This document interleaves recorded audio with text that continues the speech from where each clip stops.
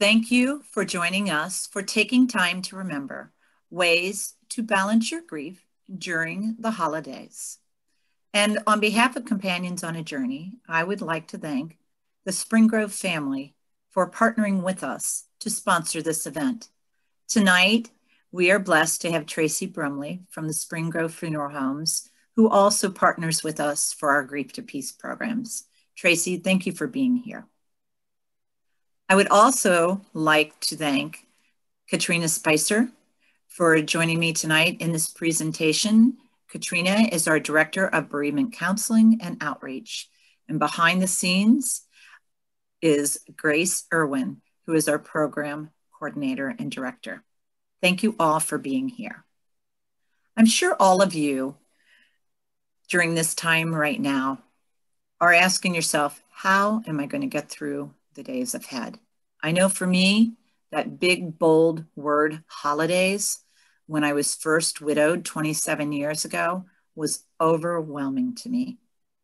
So Katrina, can you share with us a little bit about ways that we can help balance our grief and maybe just talk a little bit about grief for a while?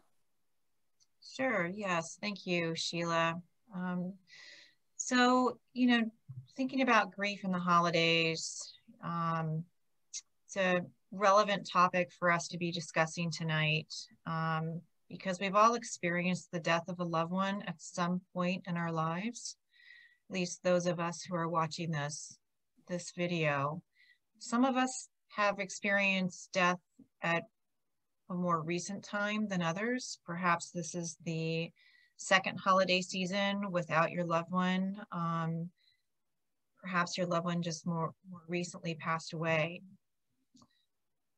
And our hope is that this video, you'll walk away with some takeaways, some different perspectives on how you approach the holiday season and how you move through your grief.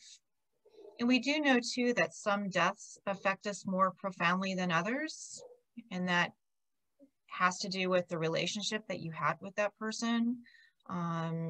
That maybe has to do with how complicated the passing of that person's death was.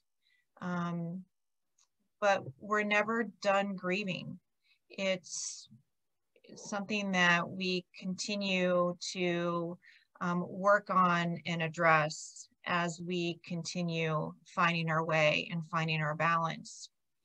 And knowing that grief's a journey, this is something maybe you've heard before, that grief's a journey, and it's a journey of, for those who haven't been down this journey or this path before, it's a journey of not knowing perhaps how to create that balance.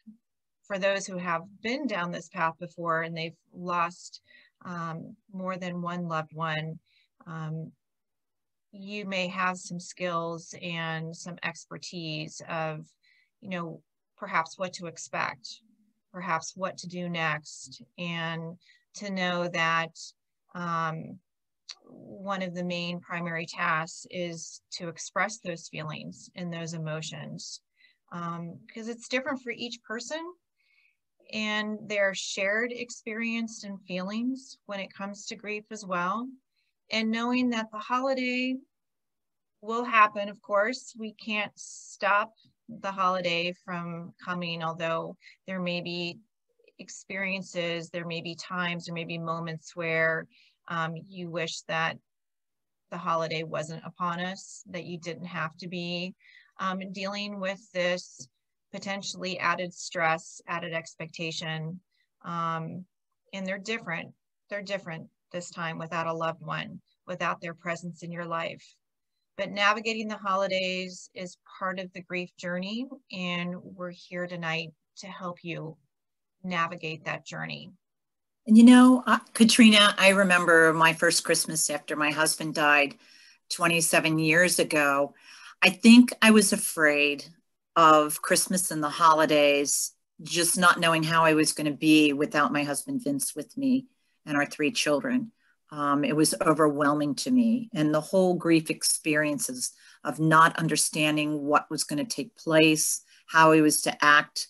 I felt like I put a lot of pressure on myself during the holidays, and I wish that I would have known some of the things that we're going to be discussing this evening. So I thank you for sharing these with us. Yes, of course. I think you bring up a really good point too. Just the expectations and the pressures that a lot of us have that we put on ourselves, or maybe society tells us, even without the loss of a loved one. But it's important to recognize that, you know, to think about those expectations, and to think about what it is, what intention you want out of this holiday, and take off that pressure that you may be self-imposing too. So, and you know, the idea too is that grief is messy. If we look at this slide and we see the scribble and the line going everywhere on where the person starts, where you see start here, and there's no direct path, right? There's no turn left, stop here, you've reached your destination. It's you know, all over the page, as you can see, which I feel is a great representation of what grief may feel like, and what it might even look like in your life right now, because you're just trying to find your way without that roadmap. There's a short video I'd like to share with you that further explains the drawing that we just discussed. And everything about your life is contained within this circle. This is you. And when a bereavement happens, there isn't an area of your life that isn't affected by that grief. It touches every part of you. And what we used to think is that over time that became smaller and disappeared. But the thinking now is that actually this stays the same, but our life grows around it. And we have all lots of other things that happen in our lives now, but this stays within us. And on certain times, anniversaries, birthdays, Christmases, whatever, you dip straight back into it. And then when that anniversary or whatever passes, you remember this part of your life again. I guess what I believe now is that this doesn't stay as dark and black inside us forever, and that somehow it changes shape and becomes a little bit more fuzzy, although it still remains there. So you don't move on. You just learn to get over it. No, you just learn to have it as part of your life.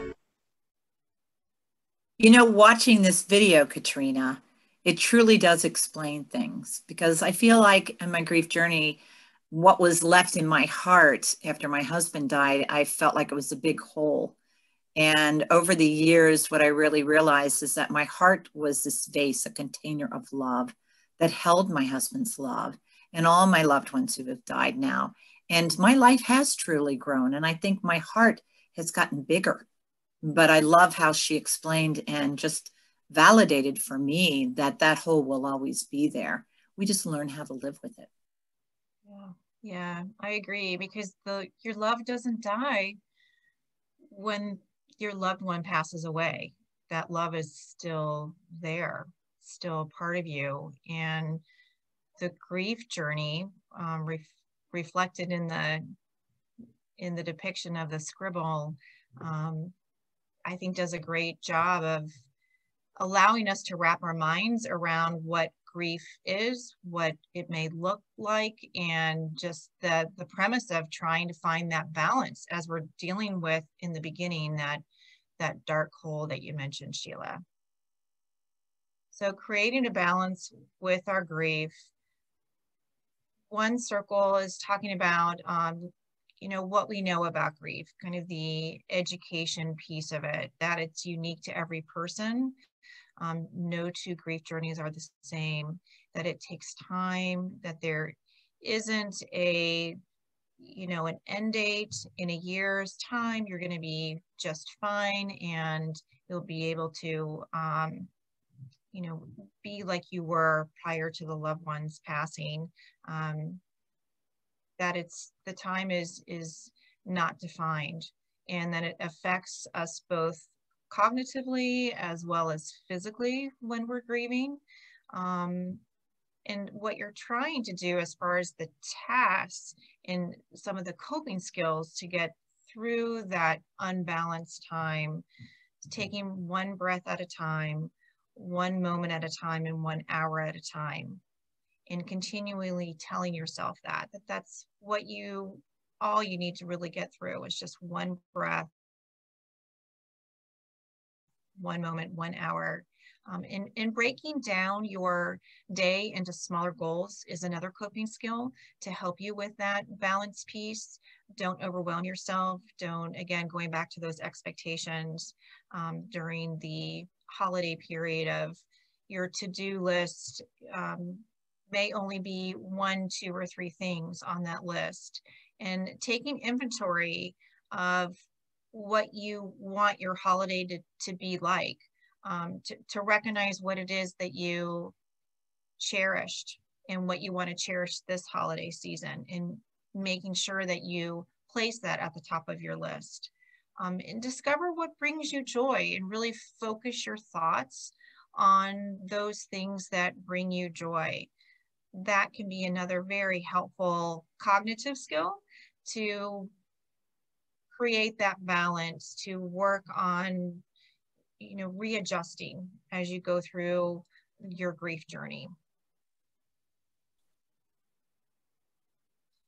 So these are just some things that we think of when we're grieving.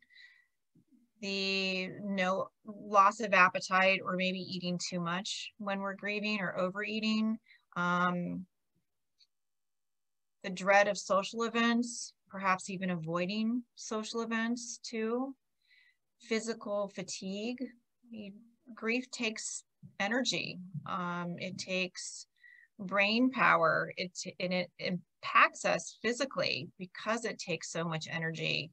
It takes away from things that we used to take for granted.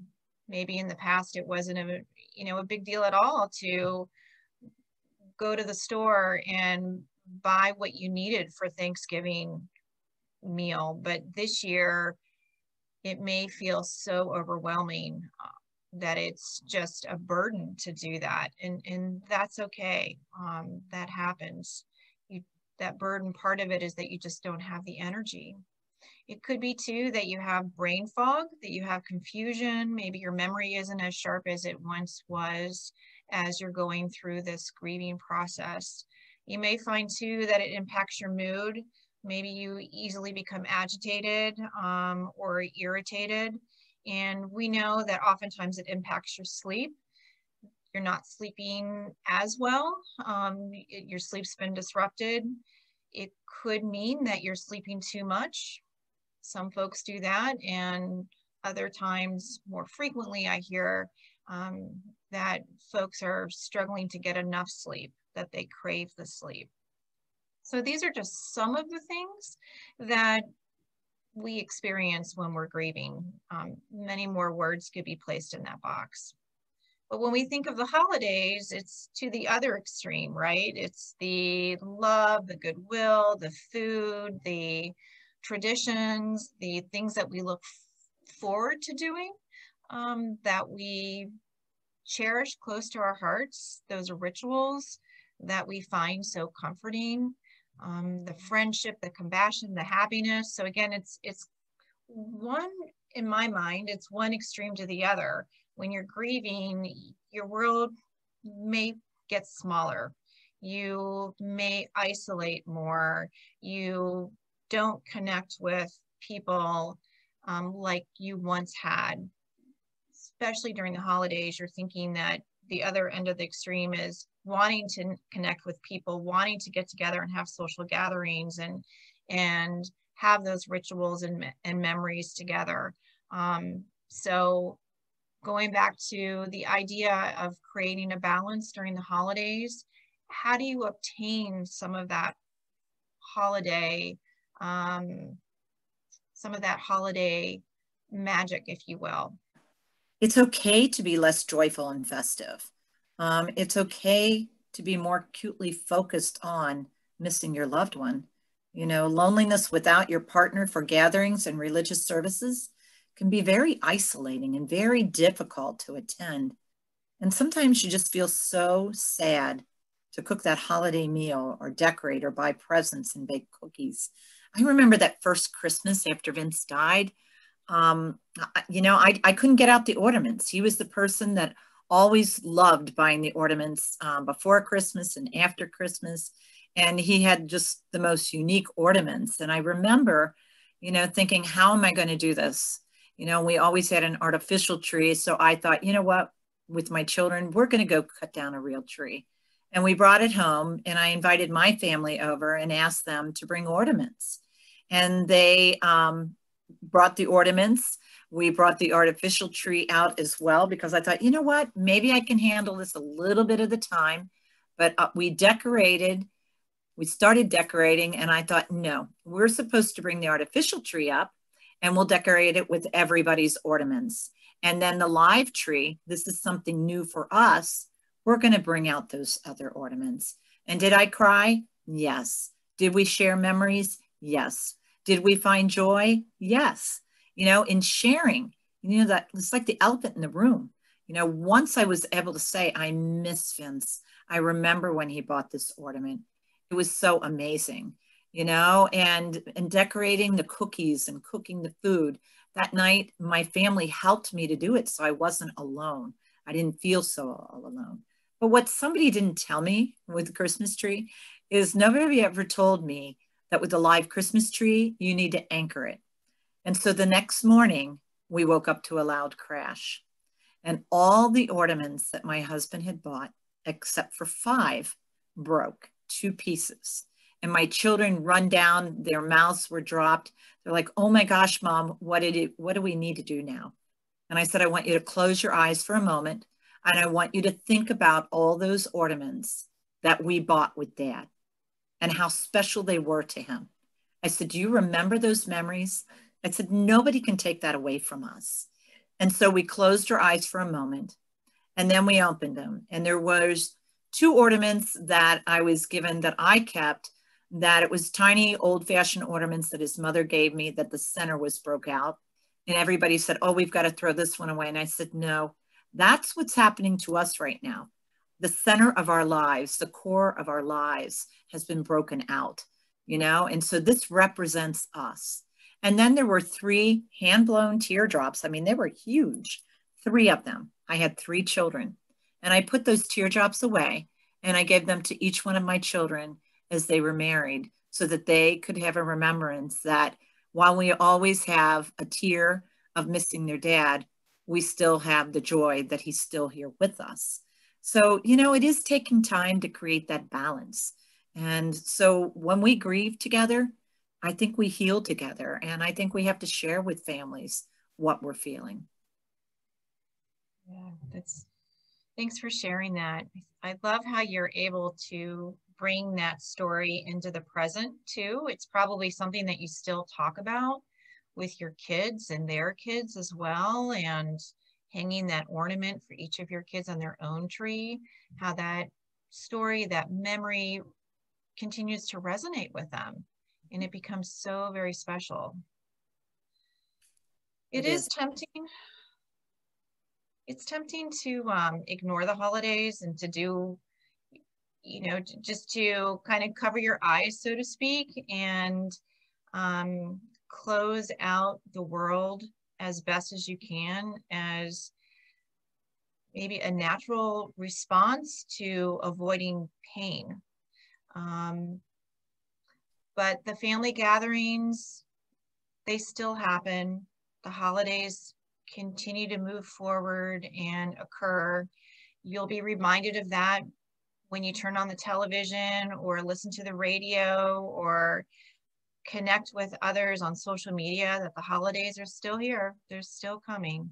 The decorations in every store, holiday cards maybe begin to arrive in the mail. And the work friend holiday gathering gifts and exchanges are beginning to take place, and the invitations are there. And there may be presents that you need to buy, especially if you have little ones in your family.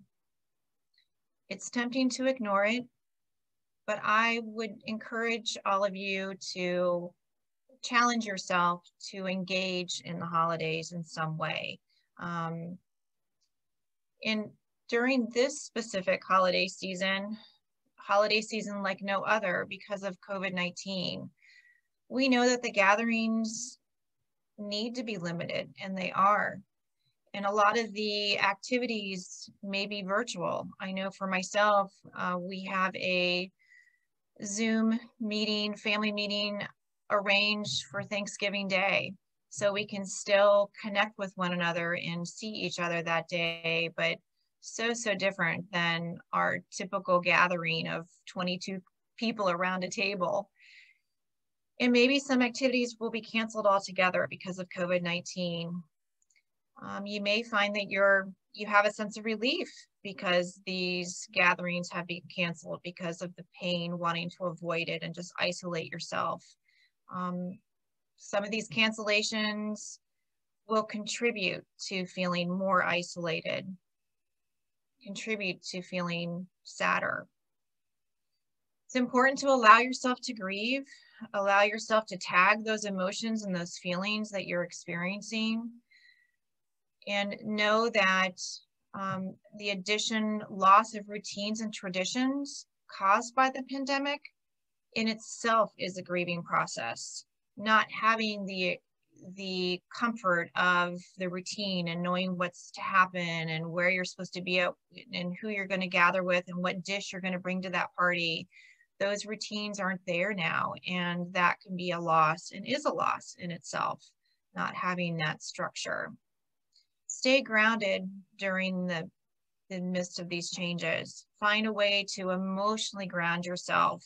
And one tip I would like to encourage you to try, and we know that some of the things that we'll talk about in the remainder of tonight's webinar may apply to you, and they may work for you, and some may not. I think of it as throwing darts at a dartboard.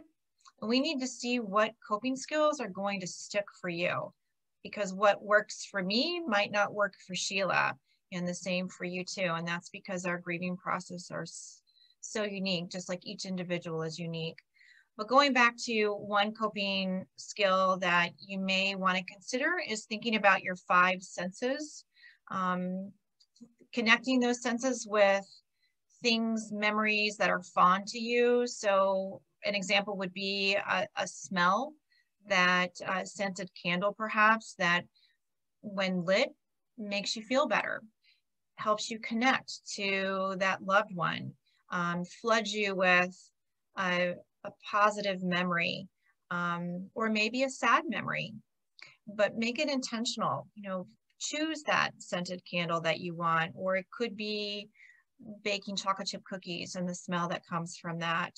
But think about the other senses too.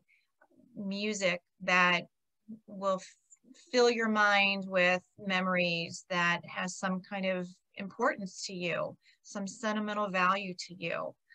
And then of course the taste and the sight and the touch. Sheila, do you have any thoughts on that? When you're talking about the smells and the aromas and stuff, the candles, what really helped me that first Christmas, and this was Thanksgiving, the first Thanksgiving that helped me, was I kind of escaped in my mind for a few moments that I did not have Vince with me. Rather, I went back to my childhood and I looked at the things that helped me, and what I enjoyed and what I loved. And I used to love going to my grandmother's on Thanksgiving Day. And back then you could not buy any instant anything. So everything was made from scratch. And I would walk in her door and the aroma of the turkey just overwhelmed me with just love and peace and joy. And she'd be in the little kitchen doorway and she'd have her apron on and kind of messy. And she'd put her arms out to me and would say, "Come here and give me a hug," and I would run up and give her a hug, and her arms around me took every worry, everything away from me. I just felt total love. And then I would run into her dining room and it was set with all the fine china. And so I decided that first Thanksgiving that I couldn't go around the world. Usually we had to go to 2 or 3 families, and we ate several Thanksgiving meals. But that year, I needed to be at home. I needed to be with my children. I needed to be with my immediate family. And so I decorated the table like my grandmother used to do. I put out the fine china. I actually had my family drive-throughs picking up green goblets from Arby's roast beef. So that really dates me, so that we could all have a matching glass. And my father made the meal. So I didn't feel like I was missing Vince as much. So I still had the aroma. I still had the hugs. And I had that joy from when I was a child. And I also had my grandmother's platter that she used to pass around at the table. And I used that platter from that day on. And when I pass that platter around, somehow I feel her touch still touching me. So that's what kind of grounded me in the midst of my changes. And I think everyone has something that can help ground them. And it might just be being present to the present moment. That might be what grounds you too. Yeah. Yeah. Good point. It could be something very simple too.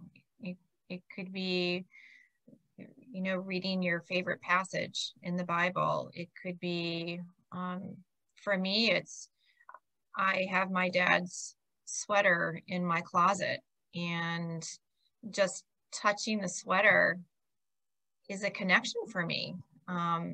It helps. It makes me feel good. And I have many memories of him wearing that sweater because he lived in Florida, and the only time he wore it is when he would come here to visit us in Cincinnati. So it doesn't have to be elaborate. And when we are experiencing feelings that may feel overwhelming, to keep in mind that feelings come and go, they ebb and flow. This too shall pass, which is very true sentiment, and it's something to remember and remind yourself of. There's another quote that I like. I have it written on a dry erase board where I'm sitting right now, and it says, the rainbow comes and goes, and that's from Wordsworth. So that really says the same thing, that the feelings come and go. There's no right or wrong. I do find at times when we're struggling with pain, emotional pain, there's a tendency for us to turn that pain on ourselves, and we can become critical of ourselves and begin to judge why I'm feeling this way, or I shouldn't be feeling this way. And know that that's something that may go along with your grief journey, but to be able to recognize it and show compassionate towards yourself. Remind yourself that there's no right or wrong when it comes to your emotions. They just are. And the idea that crying is definitely okay. It's a release. It's a physiological release, a buildup of that emotion, that stress, if you will, that tension. And maybe you've experienced what can be considered a good cry, that after you're done, you actually feel a little better. So crying is okay. Enjoying the moments of fun and laughter in each day, if you can, to look for those moments of fun and laughter, and even create them. Like Sheila was talking about, going back in her memory vault and thinking about when she was a little girl going to her grandmother's house on Thanksgiving Day. I would want you to be intentional, and myself intentional, in creating that fun. If I'm experiencing or feeling blue, a way for me to create fun could be watching one of my favorite holiday shows with myself and my family. And it's a holiday show or movie that I've seen a dozen times, but I know by watching it, it's going to cause me to smile and laugh, and to just have that release too, because we know laughter is also a physiological release. So those are other things to keep in mind. Well, and when you said that, Katrina, I remember listening to Christmas songs. The traditional Christmas songs kind of were heavy on my heart. I loved them. So I turned on Trans-Siberian and Mannerheim Steamroller, and I cranked it up. And so we had fun. So I really love what you just shared, that it's okay for us to have fun, not to feel guilty, because what would our loved ones be telling us? And many times I think about, you know, my loved one being up in heaven. And if I don't allow myself to have fun, I kind of think that I'm putting like them in a timeout chair and saying, okay, I'm not going to have fun, so you're not allowed to have fun. And I don't want them to miss a moment of the joy that they must be receiving. So I give myself permission thinking that way. And it's kind of nice to feel, you know, but I know lots of people feel guilty for feeling fun or feel like they can't smile or tell those jokes. But I think our loved ones would want us to. Yeah. I think it's important for us, you know, when we're talking about what we're going to do, every one of us is grieving, and so are our family members. Some of you may be alone and you don't have to have this, you know, conversation with your families, but I think it's important for us to have a family meeting, you know, to talk about, you know, what our loved one's role used to be with us. And in planning those celebrations, what is it that we're going to miss? You know, and I remember sharing with my children with Christmas that, you know, I asked them the question. I said, what is it that God gave us at Christmas time? You know, my children said, oh, they gave us Jesus, you know, and he gave us his love. And I said, what's something else that God gave us? And they said, he gave us Dad. And I said, yeah, Dad was a very precious gift, wasn't he? I said, now let's think of this, that the most precious gift that we can give God this Christmas is the gift of your dad. And I said, by giving him that gift, we then can have some activities that maybe can help lift that up even higher. And my children loved that. So then we decided what activities and traditions each wanted us to have. We had some different things that we did. We celebrated maybe at Christmas Eve rather than on Christmas morning, which really helped us. Instead of going to Mass on Christmas Eve, we went Christmas Day, which that helped us a little bit as well. And we negotiated with each other. We compromised.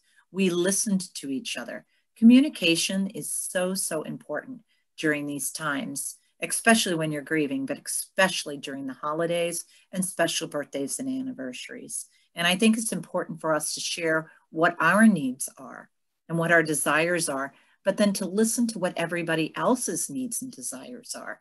Because just like for us, we might think we don't want to have a Christmas tree any longer. But is that what our children need? I will never forget going to a family that I've worked with whose daughter had died. And they used to always put up a large Christmas tree, and it was decorated to the hilt. But when their daughter died, it was very difficult to put up a tree. And the mother found a white tree with it just had branches and white lights on it. And she put it into her home. And I went over and I took an ornament to her. And when she opened the door and I saw that tree was the most magnificent tree that I had ever seen.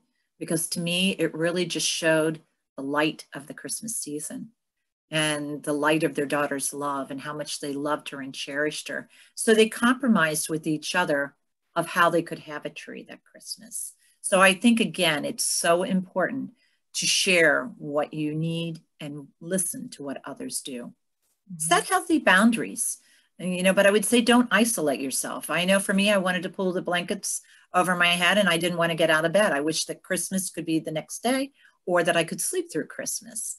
You know, it's okay to say no to some events, you know, and I think it's okay for sharing with people. Thank you for thinking about me and including me this year. But share with them that you're going to do your best to maybe be there. But if it's too hard to share with them, if you don't show up, it's not that you don't care about them, and to keep asking you and inviting you to things. But then also, it's also okay to say, I'm going to stop by your holiday party, but I might not stay long because I have several different engagements. And I want you to realize, put you on your to-do list because you are an engagement to yourself. You have to think of what you need. Invite yourself into having some times. You know, but I also think it's important to think about people who uplift our spirits. So you may receive a lot of different invitations, but maybe accept the ones who really, truly lift you up. And I would say spend some more time with them and be honest with them. A lot of times we wear a mask in grief. We let people think, oh, I'm fine. But none of us are truly fine when our loved ones die. There is that hole in the heart. And so I think it's important to think about the people that really can help you and to spend some of those times with them. I think it's okay to scale back and do things a little bit less. One of the things that I realized for me is I always hated sending Christmas cards. And so I'm sorry if anybody out there who's listening to me didn't get a Christmas card for me. It's not that I don't think about you, but it was a chore for me. So in thinking about what are the things that I need to scale back on, that was one of them. It was scaling back and saying, okay, I'm going to give myself the grace this year not to do that, knowing that I could do the same next year. Let's go with some of those tasks. You don't feel like cooking and baking, then order out. This is a wonderful gift right now with this Uber Eats and all these different places that can drop off to us. And if family and friends are saying, what can I do for you this year? Let them know, it's hard for me to cook. It's hard for me to do those things. If you'd like to make me a dish or, share a plate of cookies with me, I would love them. I think that's important. And right there where I had shared, does Christmas cards feel overwhelming to you? You can skip it, limit the list. Maybe it's only sending it out to 10 or 12 people, and maybe it's sending out different cards different times a year, like New Year's. I remember one Christmas years after Vincent died, I found all the thank you notes that I thought that I had sent after he had died, thanking people for helping us. And I thought, oh my goodness. Well, so that Christmas, what I did is the cards that I had that I didn't send, I ended up sending personal Christmas cards to the people that helped me that first year. And I thanked them intentionally for what they did. And they all shared that they sat and cried and didn't realize that they had made such an impact on our lives. So maybe that might be something down the road that you're doing. Feeling overwhelmed by decorating, scale it back and invite others to help you. I know I've had many of widowed people that they've invited us and even some other COJ people to come over, and they said, this is when we're going to decorate. And you know what? It felt good to be able to do that. Modify your holiday shopping, going to the stores, seeing the cheery people, all the things, and the festive moves kind of overwhelmed me. And so some of the alternatives that we have now is we can shop online. We can avoid the peak seasons. We can also buy gift cards, and ask a family and friends, maybe to be able to help you wrap. And also there are different people that specifically do wrapping. But I also know this, that even giving a gift card or giving the gift of love, we have to realize what that most precious gift is. And sometimes it's just letting someone know that you love them and that you cherish them is the most precious gift that you can give. Yeah, I always feel, Sheila, that becomes so clear after you experience grief and the loss of a loved one. Just your perspective of what truly matters. It's not having a house that's decorated like Martha Stewart would decorate her house at Christmas time. It's spending time with the people that mean the most to you. So I appreciate what you're saying. Mm-hmm. And I think we need to plan ahead for the different events. And I touched base a little bit on this, but often our fears, our concerns are worse than the event itself, and that's anticipatory grief. And anticipatory grief, our minds, and I don't know about you, but my minds can think of a million things of what's going to take place, and those things never take place. And usually when we worry about that actual day, that actual birthday or anniversary or holiday, when we think about it so much, the actual event usually is far less overwhelming to us than what it really is. However, saying that, sometimes the next day can be the day where you feel exhausted and have that complete cry. So it's different for everyone. I think it's important to know that. And I think the escape plan, I think it's just so, so important. Communicate with your family, the host, that you may leave or have to cancel at the last minute. Let them know that it's not that you don't care, but it might just feel too overwhelming to you. That's perfectly okay to say no. Honor your memories. I love this right here. For every one of us, I think there's ways that we can honor memories. Sharing my grandmother's platter at each Thanksgiving, that is honoring a memory that I have. You know, saying a special prayer before the family meal. The first Christmas after Vince died, I remember gathering around the table and I needed to hear his name said. And so I began with all of us around the table. We each said one thing that we were grateful for, and then we prayed for one thing. Well, I was the one that had to break the ice, you know, and so I had to say how grateful I was that I had the love of my life and that I was married to him and had 3 beautiful children. And I cried.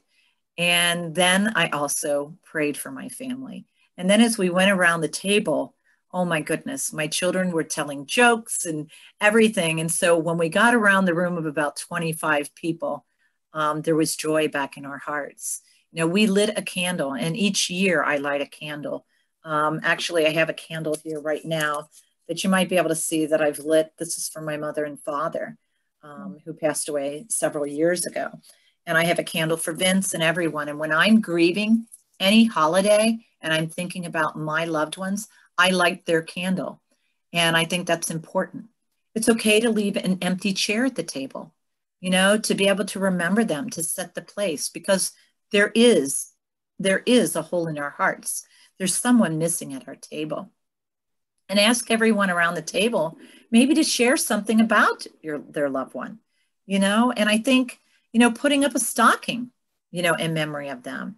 And, you know, you can have people write down their memories and put them into a stocking, or you can also create a little ornament. And this is one of the ornaments that we've created in the past, where we take and we write a little message to our loved one and we put it inside the ornament. And we've done this for 27 years and we still do this.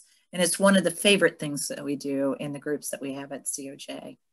And I think it's time for us to pick a time to read them. You know, maybe it's when we're alone, you know, for your children, for your family, to read the messages of love that other people have shared. And I think it's okay to make their favorite dishes or not to make their favorite dishes or to have their favorite beverage. And it doesn't necessarily have to be alcohol. You know, having hot cocoa, you know, I think that that's fun to do. But I think what we have to keep in mind here is what is comforting for you might not be comforting to someone else. So again, we really need to communicate. And I would say also, give yourself time to be present to the present moment and don't be afraid of that alone time. Create new traditions. You know, you may travel near or far, hold family gatherings in a different way or in a different location. Go to a restaurant for a family meal. Serve at a soup kitchen. Run a 5K. I remember one Christmas, many homes burnt down. It was maybe about the 3rd Christmas after Vince had died, and I had remarried another widowed person, and there was an apartment complex that burnt down. And so we helped our local Reach Out Lakota, and we gathered food, and our community foundation, we gathered food and clothing, gifts and everything. And you talk about the most memorable Christmas, that's one of them that I have. I think it's important to do something for others. And Katrina, I think you can even share on this right here is, you know, maybe select something that your loved one loved and was special to you. And it might be giving that gift to someone in your family. Like it might be a favorite suit. Somebody in your family, you know, do they need clothes? You know, or finding someone in the community that could benefit from that. So, you know, to donate to your loved one's favorite charity might be one.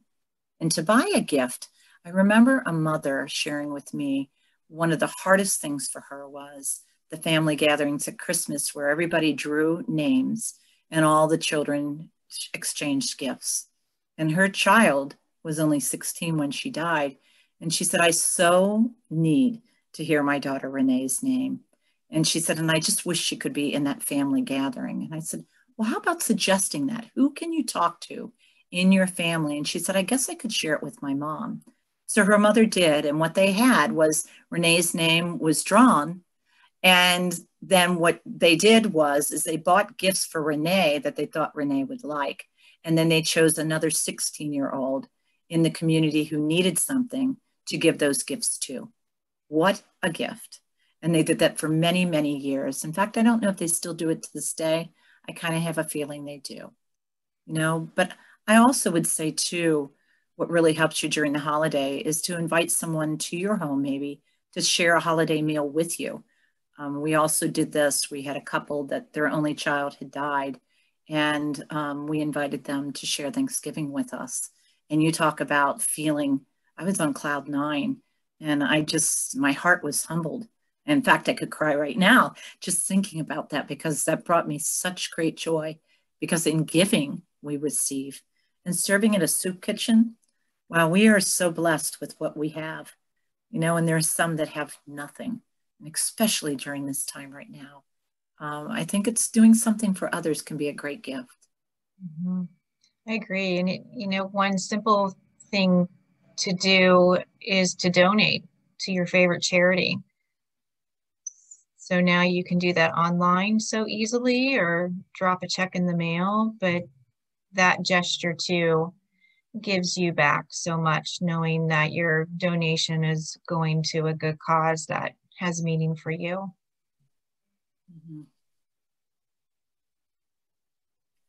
So I think we need to make a list, and we need to check it twice, not twice, sorry for that, but make a list and check it twice.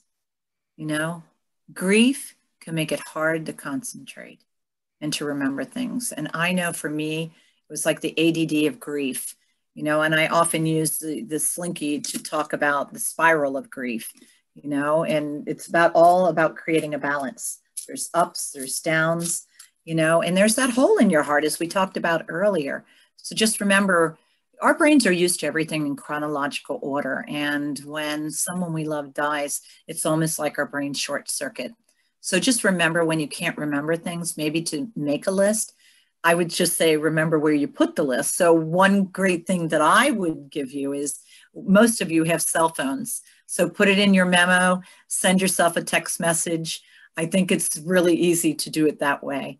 But make a list, even if you usually are not a list maker, or that you do a lot of different things. Just making a list of what your needs and your wants are.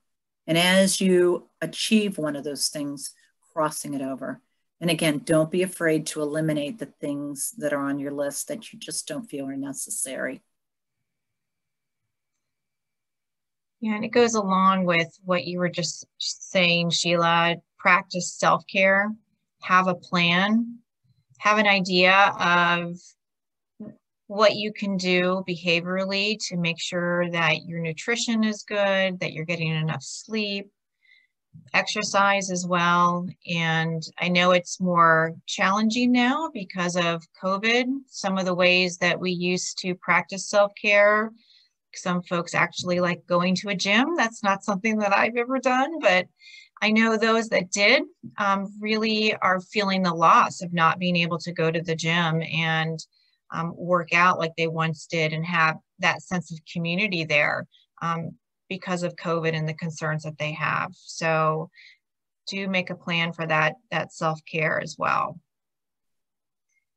And I think the other piece of just expressing and processing your emotions, you probably have friends in your life who maybe you thought would be able to be there for you during this time of grieving, that you thought that it could be somebody that you could process your feelings and emotions with, but perhaps that person isn't equipped to be that person for you.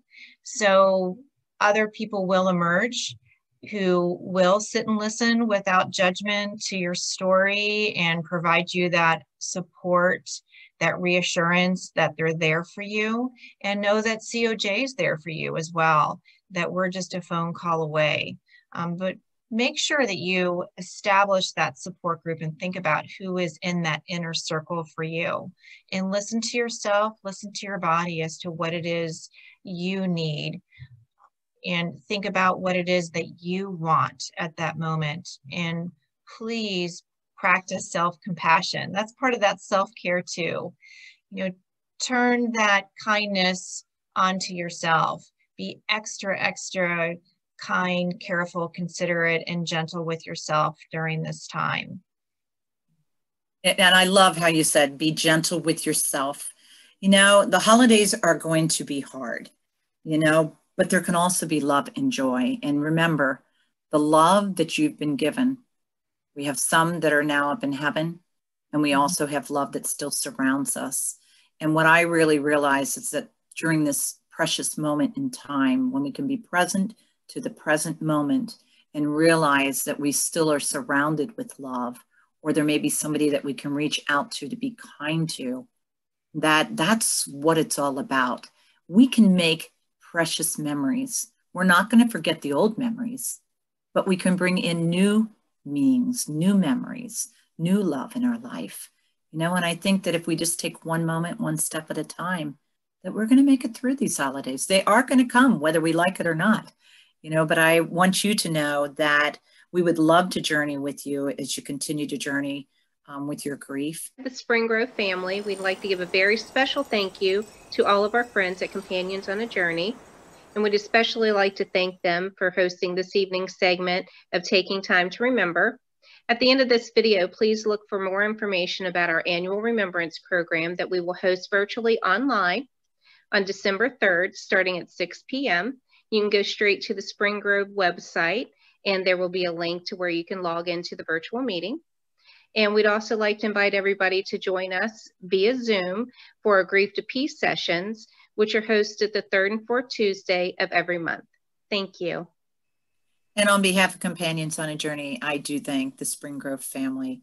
It's been a beautiful partnership that we've had over the years of bringing hope, strength, and healing to people.